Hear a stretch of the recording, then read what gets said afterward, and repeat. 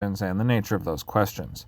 Some discuss only issues relating to service, while others inquire more personally to get to know the customers. The principal uses counter-surveillance sites before making clandestine contact. This is optional. It depends on whether the resident conducts his own surveillance detection and whether the principal trusts the resident's assessment. This is rare. Having counter-surveillance support is significantly more reliable, quicker, and more effective than conducting these activities without it. Surveillance detection may take several hours, where proper counter-surveillance support can take minutes. If time is of the essence, it is advisable the principal offers this support to the resident. If the principal uses counter-surveillance stops, then the resident should be witting. The resident must not question why he is behaving a certain way or executing these activities. This also means that the principal should brief the resident on what to do before he does it. The principal sets aside time during a meeting to give these specific instructions for the resident to carry out the next contact. Another choice is setting up some impersonal form of communication where the principal passes these instructions in a secure message like a dead drop or technical contact. A characteristic of a suitable counter-surveillance site is a large area. The principal selects sites with enough space and visual obstacles that any potential surveillance element cannot cover the entire area. Surveillance should park and react to the resident. Examples of these locations include shopping malls, strip malls, bazaars, open markets, stadiums,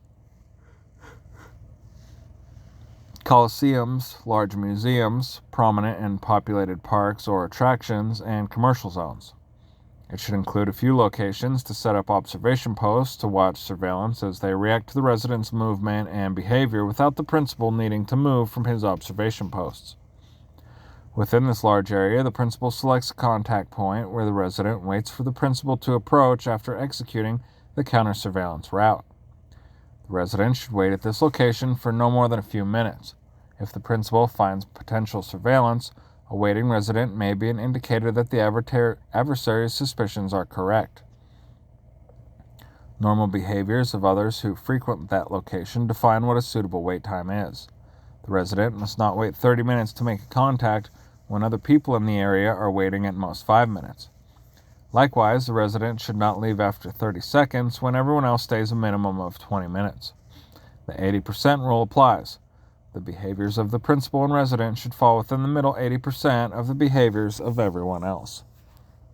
Side note, most of the time, the cover for these meetings are often chance encounters, something like the principal happened to see his friend and went over to talk to him.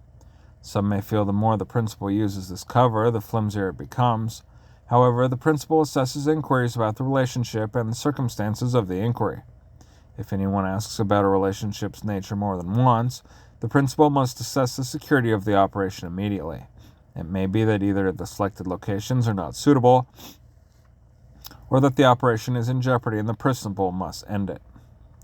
Lastly, if the parties met several times and later the adversary interrogates them about these meetings and circumstances, then the principal has failed surveillance detection, which has little to do with the cover.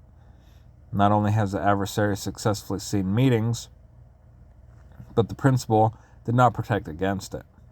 In conclusion, it is acceptable to use chance encounters as a contextual cover story, knowing that if questioned about it once, it would pass muster. However, the principal would then assess the resident and the operation in general. The principal may have to abandon the operation before the situation becomes worse. Determining suitability of the initial contact point needs to have some seclusion from other casual passerby. This is significantly more about obstructions to both observation and eavesdropping. When deciding a specific location, the principal needs obstruction from all directions. If there is much opportunity for others to see or hear the brief conversation, then it is not suitable. The principal does this by walking the area first as a casual passerby, and then again as the principal or resident. The principal takes note of others' behaviors and the radius of observability, like he did in the restaurant example. Due to the nature of this location, it is going to be accessible to the public, and it is just a matter of time before another person will stumble into proximity of the meeting. The principal selects such an unfrequented spot that he can have a complete, albeit quick, conversation to pass the next meeting instructions before another person might stumble onto this encounter. The principal spends no more than a few minutes with the conversation, keeping in mind the quicker he passes instructions, the safer the contact. The principal often rehearses this conversation to get the flow and volume of information passed as efficiently as possible. The most significant concern is whether someone can listen to the conversation. The topic at this location is going to be very focused and have an air of specific intent. This will not sound like a casual chance encounter between two friends who happen to bump into each other. The principal passes specific instructions, and therefore it will sound exactly like that. The principal would be wise to include what cover to use in the instructions to aid the resident if someone questions him about where he is going next.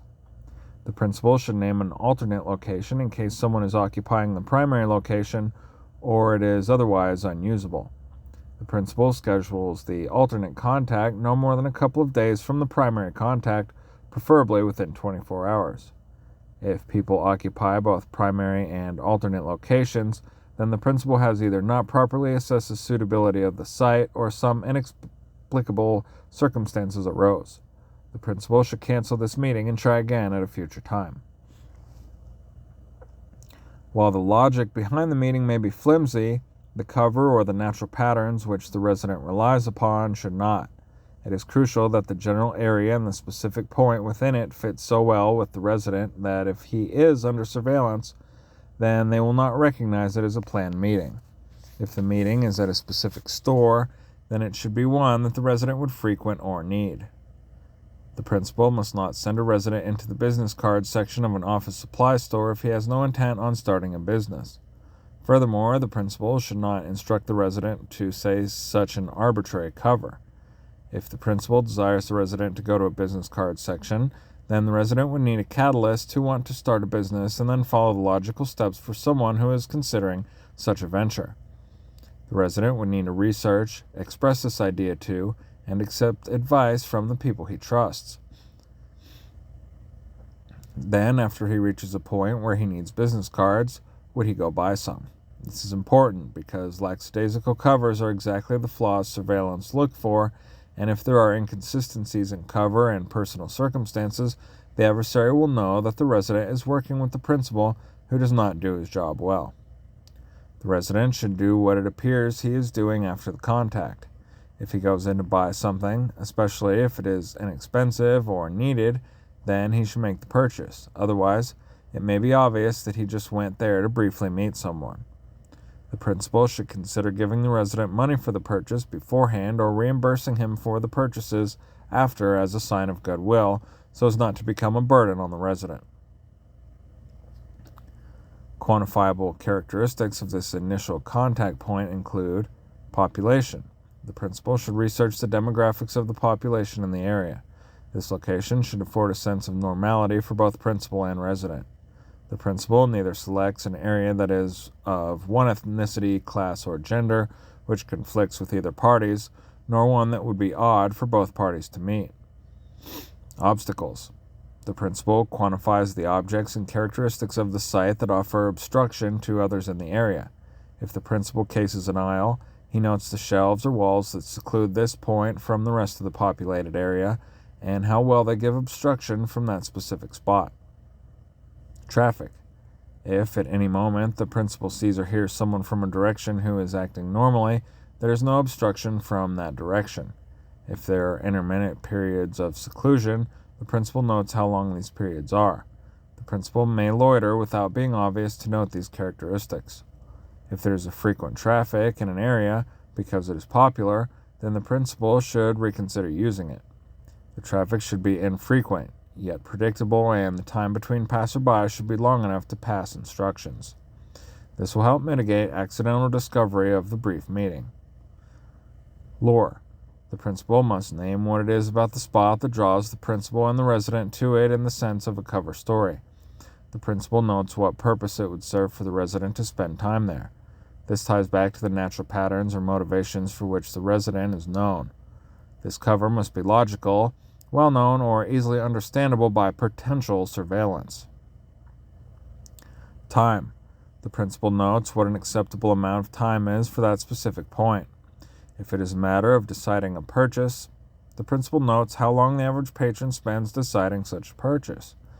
It may take several minutes researching the various specs on larger purchases, but it should not take long to decide what type of copy paper the resident will buy. Similarly, if the resident is loitering behind a building, it could be the amount of time it takes to smoke a cigarette if the resident smokes. Cameras. While the principal should avoid cameras during non-sensitive meetings, they do not pose as much of a risk in those circumstances as clandestine ones. However, once the nature of the relationship changes where the participants are executing clandestine activities, cameras now make a site unsuitable.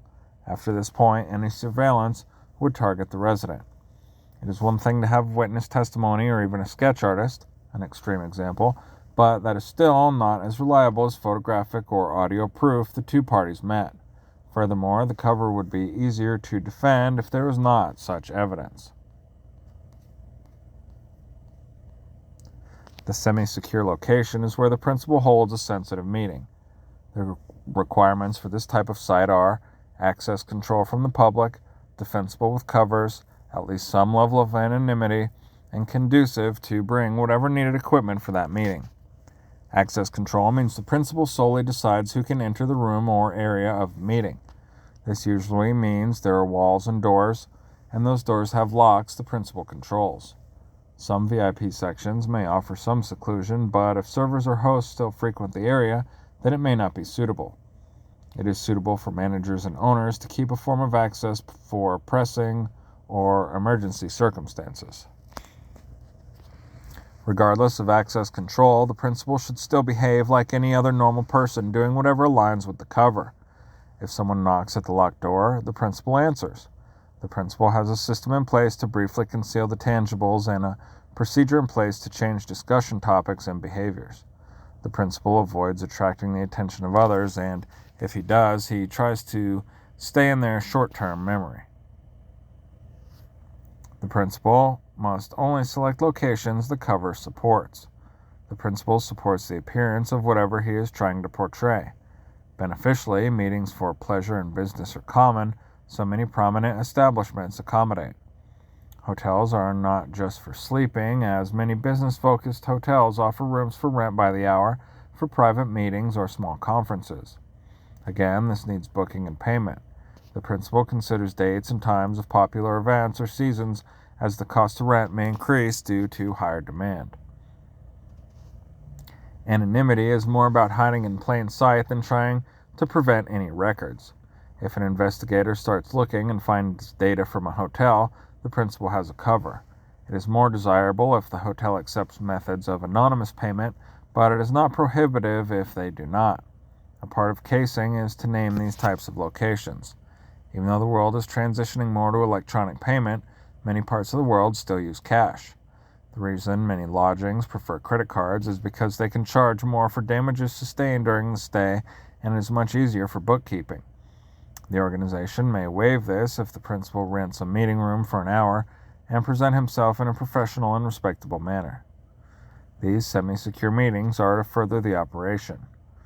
Whether bringing maps, computers, special equipment, or supplies, the principal must have the ability to bring whatever he needs to the meeting without scrutiny.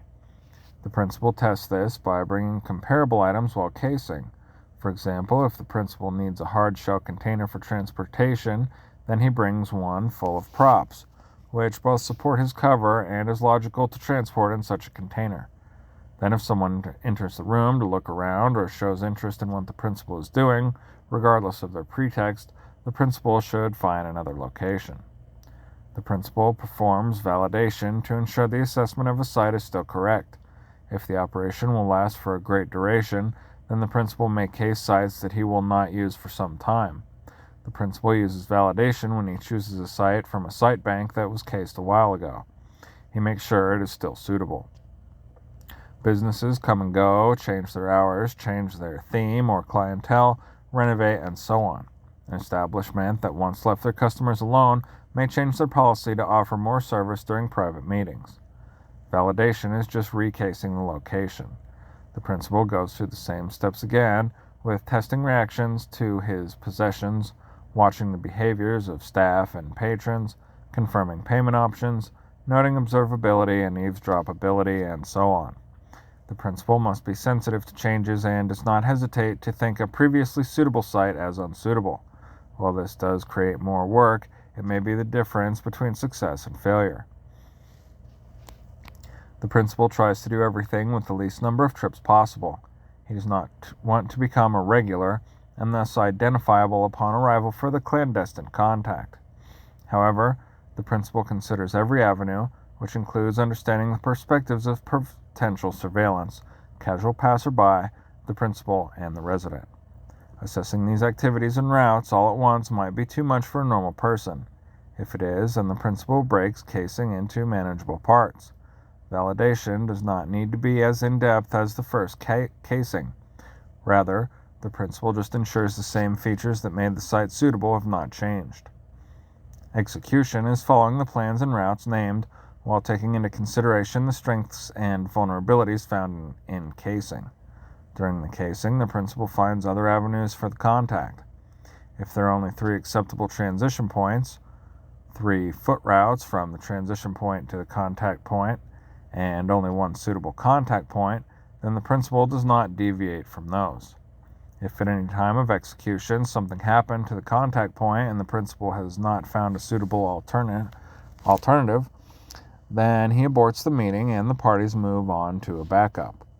Accepting uncased locations or unverified behaviors is accepting any failure associated with it. The key points to take away from this chapter are understanding when using an urban location is proper, permissive environments, strong covers and normal behaviors is of higher importance in this environment than concealment, and these venues, albeit more common and normal in terms of relationship, are more expensive and vulnerable to investigation.